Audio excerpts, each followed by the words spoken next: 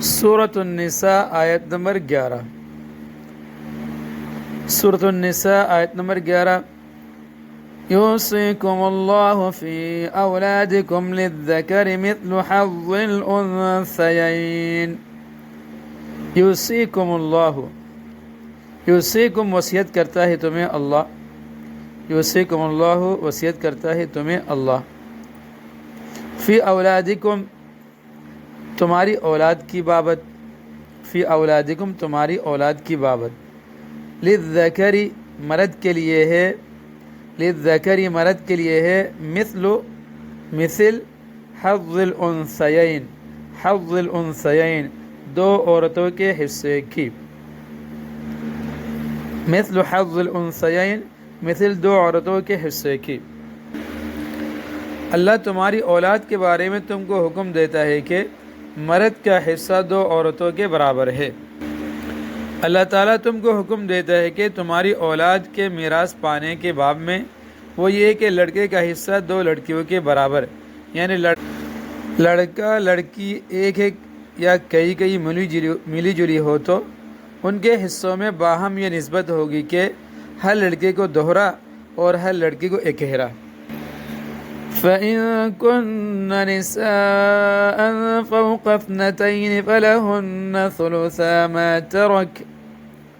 فَإِن پھر اگر، کن وہ ہوں، نساءً صرف عورتیں ہی دو، یا فوق اثنتین زیادہ دو سے، فوق اثنتین دو سے زیادہ، فَلَهُنَّ تو ان کے لیے ہے، ثلثا دو تہائی، 2/3 دو تہائی، ما ترکا اس میں سے جو وہ چھوڑ گیا، یعنی میت چھوڑ گیا۔ اور اگر صرف عورتیں ہی ہوں، دو یا دو سے زیادہ، تو مرنے والے نے جو کچھ چھوڑا ہو انہیں اس کا 2/3 حصہ ملے گا۔ اور اگر اولاد میں صرف لڑکیاں ہی ہوں، گو دو سے زیادہ ہوں، تو ان لڑکیوں کو 2/3 ملے گا اس مال کا جو کہ مورث چھوڑ مرا ہے۔ اور اگر دو لڑکیاں ہوں تب تو 2/3 ملنا بہت ہی ظاہر ہے، 2/3 یعنی 2/3، کیونکہ اگر ان میں ایک لڑکی کی جگہ لڑکا ہوتا تو اس لڑکی کا حصہ باوجود ہے کہ 22 سے کم ہے 1/3 سے نہ گھٹتا، پس جب دوسری بھی لڑکی ہے تب تو تہائی سے کسی طرح گھٹ نہیں سکتا، اور دونوں لڑکیاں یکساں حالت میں ہیں پس اس کا بھی 1/3 ہوگا، دونوں کا مل کر 2/3 ہوا۔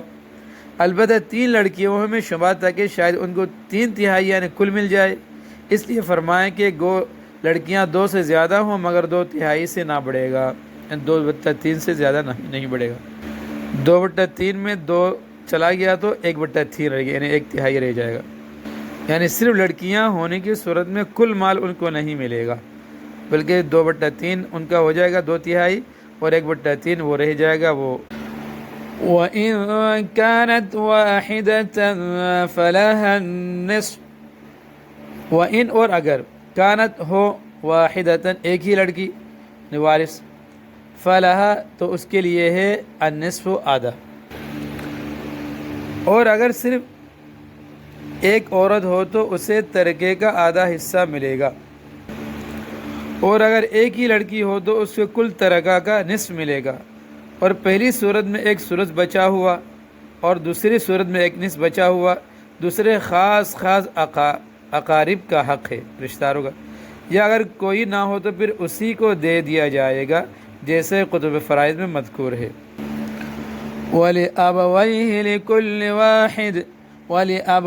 لِكُلِّ وَاحِدٍ مِّنْهُمَا السُّدُسُ مِمَّا تَرَكَ إِن كَانَ لَهُ وَلَدٌ۔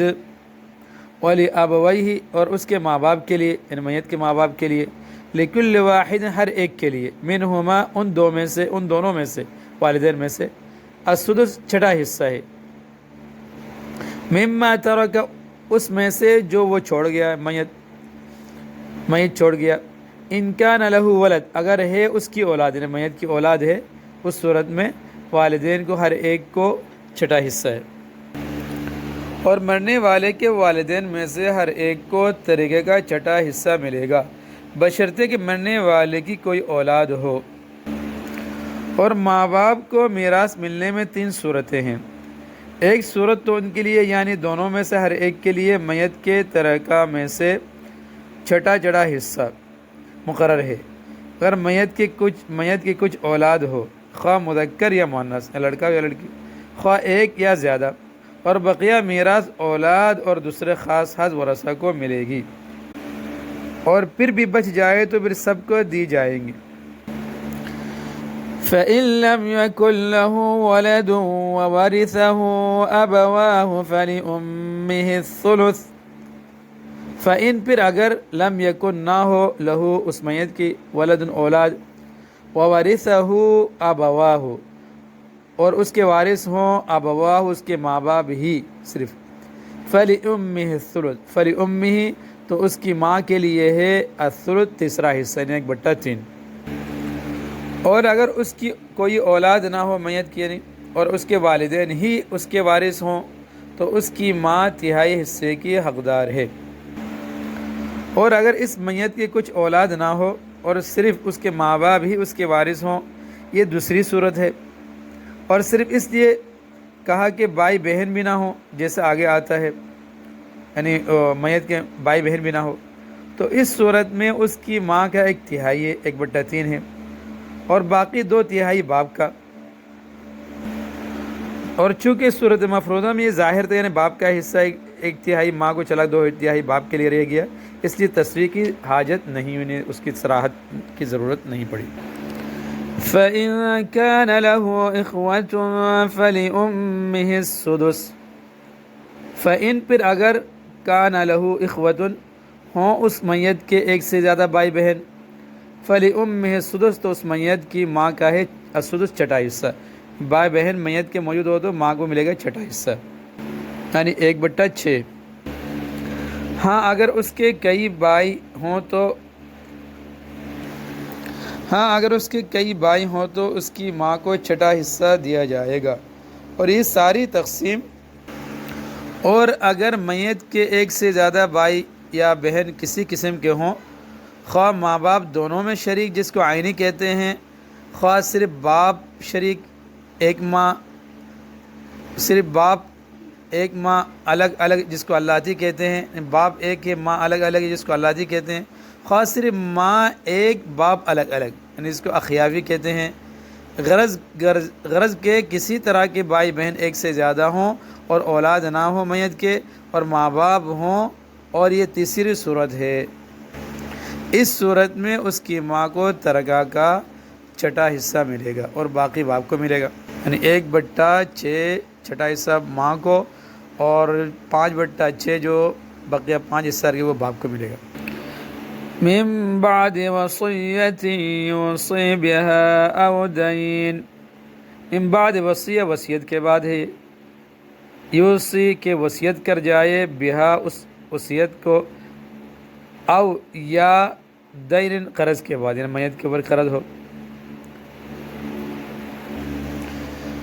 اور یہ ساری تقسیم اس وصیت پر عمل کرنے کے بعد ہوگی جو تفصیلات اوپر ہے، جو مرنے والے نے کی ہو، یا اگر اس کے ذمے کوئی قرض ہے تو اس کی ادائیگی کے بعد۔ یہ سب حصے وصیت کے قدر مال نکالنے کے بعد کی بات کہ میت اس کی وصیت کر جائے، یا دین اگر ہو تو اس کو بھی نکال لینے کے بعد تقسیم ہوں گے۔ آباؤکم و ابناؤکم لا تدرون ایہم اقرب لکم نفعا، آباؤکم تمہارے باپ، و ابناؤکم اور تمہارے بیٹے، لا تدرون تم نہیں جانتے ایہم ان میں سے کون، اقرب زیادہ قریب ہے، لکم تمہارے لیے، نفعان باعتبار نفع کے۔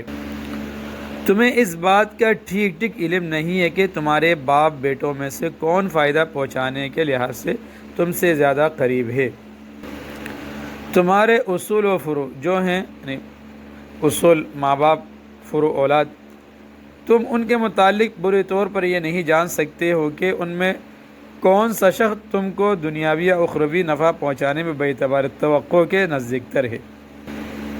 یعنی اگر تمہاری رائے پر یہ قصہ رکھا جاتا تو بغالب احوال تم لوگ تقسیم میں مدار ترجیح و تفضیل کا اس شخص کے نفع رسانی پر رکھتے اور اس مدار کے تیقن کا خود کوئی طریقہ کسی کے پاس نہیں ہے تو اس کا مدار تجویز ٹھہرانا ہی صحیح نہ تھا۔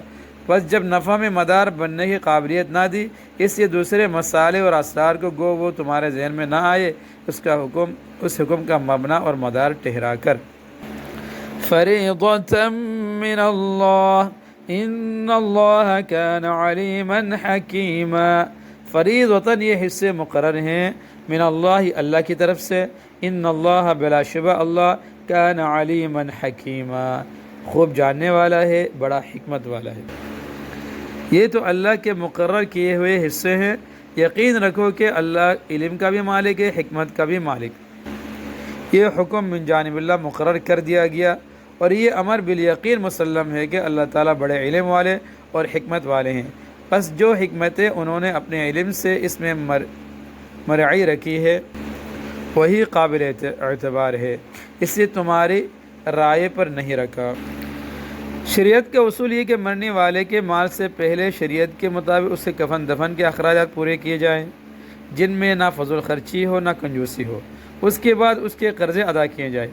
اگر قرضے اتنے ہی ہو جتنا اس کا مال ہے یا اس سے بھی زیادہ تو نہ کسی کو میراث ملے گی نہ کوئی وصیت نافذ ہوگی، اور اگر قرضوں کے بعد مال بچ جائے یا قرضے بالکل ہی نہ ہو تو اگر اس نے کوئی وصیت کی ہو اور وہ کسی گناہ کی وصیت نہ ہو تو اب جو مال موجود ہے اس کے 1/3 میں سے اس کی وصیت نافذ ہو جائے گی۔ اگر کوئی شخص پورے مال کی وصیت کر دے تب بھی 1/3 مال ہی میں وصیت معتبر ہوگی۔ 1/3 مال سے زیادہ نہیں، 1/3 2/3 رہ جائے گا۔ 1/3 مال سے زیادہ کی وصیت کرنا مناسب بھی نہیں اور وارثوں کو محروم کرنے کی نیت سے وصیت کرنا گناہ بھی ہے۔ ادائے دین کے بعد، قرض کے ادائیگی کے بعد 1/3 میں وصیت نافذ کر کے شرعی وارثوں میں تقسیم کر دیا جائے، جس کی تفصیل فرائض کی کتابوں میں موجود ہے۔ اگر وصیت نہ کی ہو تو ادائے دین کے بعد پورا مال میراث میں تقسیم ہوگا۔ اولاد کا حصہ جیسے گزشتہ رکوع میں گزر چکا ہے، میراث کی تقسیم الاقرب فالاقرب کے اصول پر ہوگی۔ مرنے والے کی اولاد اور اس کے والدین چونکہ اقرب ترین ہے اس لیے ان کو ہر حال میں میراث ملتی ہے۔ یہ دونوں رشتے انسان کے قریب ترین اور بلا واسطہ رشتے ہیں۔ دوسرے رشتے بالواسطہ ہوتے ہیں۔ قرآن شریف میں پہلے انہی کے حصے بیان فرمائے اور اولاد کے حصے سے شروع فرمایا۔ چنانچہ ارشاد فرمایا یوصیکم اللہ فی اولادکم للذکر مثل حظ الانثیین، یہ ایک ایسا قاعدہ کلی ہے کہ جس نے لڑکوں اور لڑکیوں دونوں کو میراث کا مستحق بھی بنا دیا اور ہر ایک کا حصہ بھی مقرر کر دیا۔ اور یہ اصول معلوم ہو گیا کہ جب مرنے والے کی اولاد میں لڑکے اور لڑکیاں دونوں ہوں تو ان کے حصے میں جو مال آئے گا اس طرح تقسیم ہوگا کہ ہر لڑکے کو لڑکی کے مقابلے میں دگنا مل جائے۔ مثلا کسی نے ایک لڑکا 2 لڑکیاں چھوڑے تو مال کے 4 حصے کر کے 2/4 لڑکے کو اور 1/4 ہر لڑکی کو دے دیا جائے گا۔ لڑکیوں کو حصہ دینے کی اہمیت، قرآن مجید نے لڑکیوں کو حصہ دلانے کا اس قدر اہتمام کیا ہے کہ لڑکیوں کے حصے کو اصل قرار دے کر اس کے اعتبار سے لڑکوں کا حصہ بتلایا، اور بجائے للانثیین مثل حظ الذکر 2 لڑکیوں کو 1 لڑکے کے حصے کے بقدر فرمانے کے للذکر مثل حظ الانثیین لڑکے کو 2 لڑکیوں کے حصے کے بقدر کے الفاظ سے تعبیر فرمایا۔ جو لوگ بہنوں کو حصہ نہیں دیتے اور یہ سمجھ کر بادل نخواستہ شرما شرمی معاف کر دیتی ہے کہ ملنے والا تو ہے ہی نہیں تو کیوں بھائیوں سے برائی نہیں، ایسی معافی شرعاً معافی نہیں ہوتی۔ ان کا حق بھائیوں کے ذمہ واجب رہتا ہے۔ یہ میراث دبانے والے سخت گناہگار ہیں۔ ان میں بعض بچیاں نابالغ بھی ہوتی ہے، ان کو حصہ نہ دینا دوہرا گناہ ہے، ایک گناہ وارث شرعی کے حصے کو دبانے کا اور دوسرا یتیم کے مال کو کھانے کا۔ اس کے بعد مزید تشریح فرماتے ہوئے یہ اللہ تعالیٰ فرماتے لڑکیوں کا حصہ یوں بیان فرمایا فَإِن كُنَّ نِسَاءً فَوْقَ اثْنَتَيْنِ فَلَهُنَّ ثُلُثَا مَا تَرَكَ، یعنی اگر نرینہ اولاد نہ ہو اور صرف لڑکیاں ہوں اور 1 سے زائد ہوں تو ان کو مال موروث سے 2/3 مال ملے گا، 2/3، جن میں سب لڑکیاں برابر کی شریک ہوں گی، اور باقی 1/3 دوسرے ورثہ مثلا میت کے والدین، بیوی یا شوہر وغیرہ میراث کے حقداروں کو ملے گا۔ 2 لڑکیاں اور 2 سے زائد سب 2/3 میں شریک ہوں گی۔ 2 لڑکیوں سے زائد کا حکم جو قرآن کریم کی آیت میں صراحتاً مذکور ہے، جیسے کہ فوق اثنتین کے الفاظ اس پر دلالت کر رہے ہیں، اور لڑکیاں 2 ہوں تو اس کا حکم بھی وہی جو 2 سے زیادہ کا حکم ہے، اس کا ثبوت حدیث شریف میں مذکور ہے۔ اس کے بعد ارشاد فرمایا وَإِن كَانَتْ وَاحِدَةً فَلَهَا النِّصْفُ، یعنی اگر مرنے والے نے اپنی اولاد میں صرف 1 لڑکی چھوڑی اور اولاد نرینہ بالکل نہ ہو تو اس کو اس کے والد یا والدہ کے چھوڑے ہوئے مال موروث کا آدھا حصہ ملے گا، باقی دوسرے ورثہ لے لیں گے۔